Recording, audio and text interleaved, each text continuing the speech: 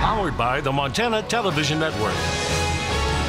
This is the Noon News from Montana's news leader.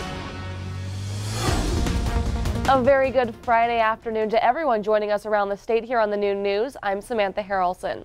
Well, a fire broke out west of Billings last night, and tough terrain has made it difficult for crews fighting the flames today. The fire is estimated at about 450 acres and is currently at 50% containment. When Molt Fire arrived on the scene, they immediately called for mutual aid. Ultimately, 15 agencies are coordinating to fight the fire. An official cause has not yet been released, but there was a weather disturbance in the area, and several onlookers say they did see lightning. With the assistance of 2 helicopters, crews continue to fight the fire today, and DES officials say if the weather remains calm, they should make steady progress in suppressing the fire. Well, turning to Crime Watch, a man was rushed to the hospital following an early morning shooting on the Billings South Side. Police were called just after 2:30 this morning. There, they found a man estimated to be in his late teens or early 20s with multiple gunshot wounds. He was taken to a local hospital by ambulance, and his current condition is unknown. No one's been taken into custody, and the shooting is under investigation. The man killed in a crash Thursday afternoon on I-90 near Bonner has been identified. Missoula County Sheriff T.J. McDermott says 75-year-old Alvaro Diaz of Colorado Springs died after a car traveling in the opposite direction overcorrected and hit the car he was riding in. Several others were taken to the hospital after the wreck, and traffic in the area was delayed for hours. Drugs and alcohol are not suspected, but speed may have been a factor. The Montana Highway Patrol is still investigating the details surrounding that crash. In other news, Interstate 94 east of Billings turned into a runway for a small airplane last night. The small Cessna aircraft was apparently running on low fuel when it opted to land on the highway. The pilot was able to land safely about 3 miles east of Billings. There were no injuries reported, and traffic was not delayed.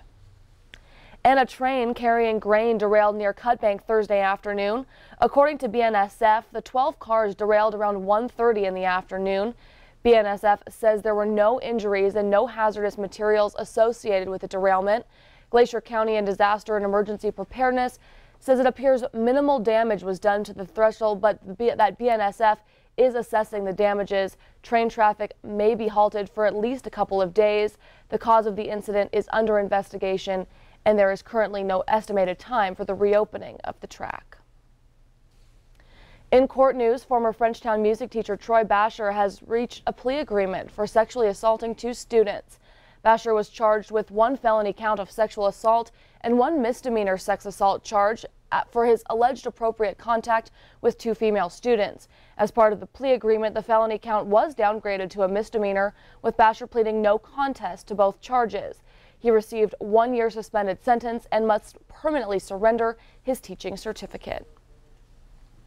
The Montana Attorney General plans to ask the U.S. Supreme Court to intervene in a Billings rape case that dates back 31 years. The case involves the rape of an 8-year-old girl back in 1987. Jimmy Ray Bromgard of Billings was convicted of the crime and spent 15 years in prison before DNA evidence proved his innocence. After Bromgard was released from prison, he sued the state, eventually winning a $3.5 million settlement. In 2014, a new suspect emerged when that same DNA evidence that exonerated Bromgard implicated 57-year-old Ronald Tipton of White Sulphur Springs. Tipton was then charged with 3 counts of rape, but last month those charges were dismissed when the Montana Supreme Court ruled the statute of limitations had expired. Now Attorney General Tim Fox wants the U.S. Supreme Court to review the case. DOJ spokesman John Barnes tells MTN the Attorney General has until October 3rd to file a petition asking the High Court to accept that case. A carnival worker has been arrested after he allegedly assaulted 2 women at the Montana State Fair in Great Falls. Roberto Garcia has been charged with 2 counts of misdemeanor sexual assault. Garcia was arrested for a second time Thursday morning after a second victim came forward. According to charging documents, Great Falls Police Department Detective Katie Cunningham says she and her child were getting on a ride when Garcia sexually assaulted her as he adjusted her seatbelt. Garcia is no longer allowed on the grounds of the Montana Expo Park. John Hansen, president of Thomas Carnival, says Garcia has worked for the company for 2 seasons with no complaints or other issues. In other news, yesterday we told you how the community of Bozeman was stepping up to support Gallatin County Sheriff Deputy Jim Anderson and his family following last weekend's fatal boating accident. That accident took the life of Jim's wife Angie, and their teenage son James is still missing. The support continues to roll in, though, and on Thursday afternoon, Montana State President Waded Cruzado said Anderson's daughter, who survived the crash, Nicole, has been gifted a full 4-year tuition, including room and board at MSU, where she was to start as a freshman this fall. Well, turning now over to Ed in the Weather Center. Ed, smoke and fires has been the story the past couple of days. Is it going to continue? Yeah, we still have some real problem areas, Samantha, as we take a look and see where the smoke is now. And again, this is mainly being fed from the wildfires in Oregon, Northern California, continuing to move up through Idaho. And you can see the green shaded area showing at least a light smoke cover across Montana as we get through today, as those upper level winds continue to push it this direction. Air quality is anywhere from good to moderate across the region. No unhealthy air quality here as of midday. And so far, a lot of the smoke has been well up into the atmosphere.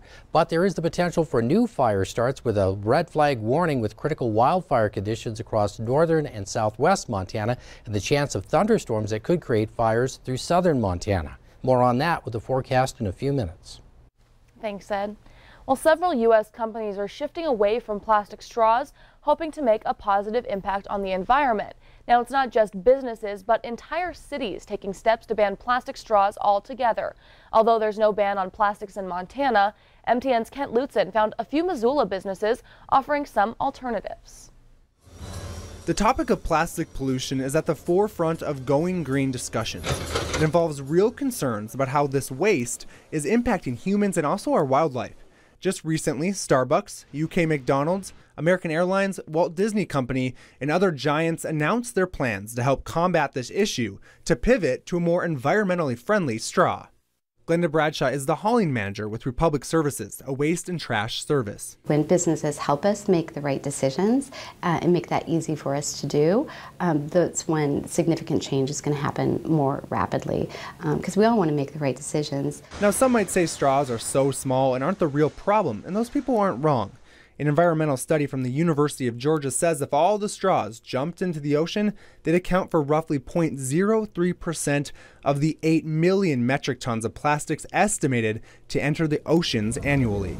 But Bradshaw says offering an alternative to plastic is a step forward. It really adds up, and straw usage is unfortunately all too common today. So even though it starts out small, by the end of it, after we collect it all, it ends up being quite a bit, and it often does not get recycled. So it's a great change to make. It's usually a single-use item as well. So you use it once, and then it ends up, unfortunately, probably not getting recycled.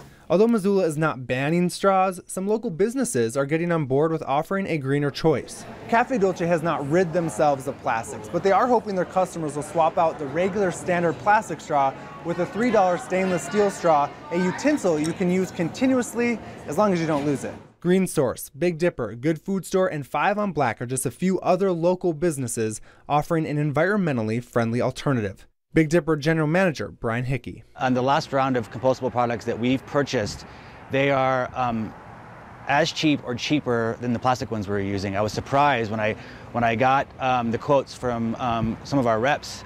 I expected it to be a good 5, 10, 15 cents more expensive per item, depending on the item. And what I was finding was there really wasn't much of a price difference. Whether it's a paper, wood, or stainless steel option, employees of these companies are hoping it's the first phase in a much larger push to reuse, reduce, and recycle. If we eventually, step by step, live in a place in our world where we have reduced waste by that much per person, that's a lot. I mean, if you think for a second about all the straws you've used in your life, or all the plastic wrap, or all of this or all of that, it's a little horrifying.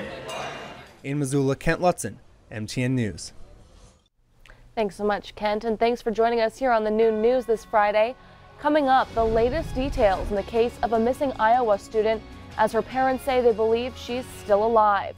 But first, Ed has a look at the full forecast as we head into the first full weekend of August. We'll be right back.